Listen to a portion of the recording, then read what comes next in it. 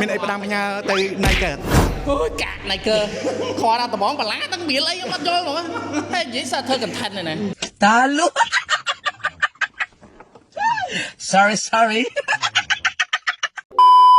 ឥឡូវមាន challenge ឲ្យបងចូលរួមលេងមួយឆ្លើយត្រឹមតែមួយម៉ាត់ទេតែមានឱកាសសួរខ្ញុំ2សំណួរថែមដើម្បីយក550ក្រាម diamond easy ឥឡូវមានសិទ្ធសួរខ្ញុំ2សំណួរសួរultimate skill អីគេ ultimate load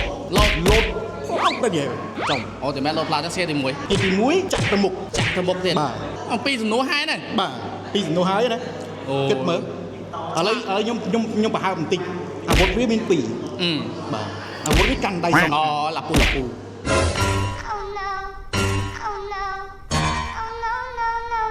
កុំភ្លេចនៅមានមកទីមកទី ultimate load ចាក់ដែរតាឥឡូវឆ្លើយចម្លើយសម្រាប់នឹង load ដែរតា load ដែរបាទ load ដែរតែបងឯងអត់មានទេណាមិន ultimate មិញបងមានថាចាក់ឯងតែ load ទេ yes បើចាក់ហ្នឹងមកទីអញ្ចឹងបើ load ឡាពូអត់ដូរទេអត់ដូរសម្រាប់ទេណាសម្រាប់ទុកឲ្យបងប្អូនយើងឆ្លើយតទៀតថាតើជា hero ឡាពូឬក៏ Mati កុំភ្លេច comment នៅខាងក្រោមវីដេអូទាំងអស់គ្នា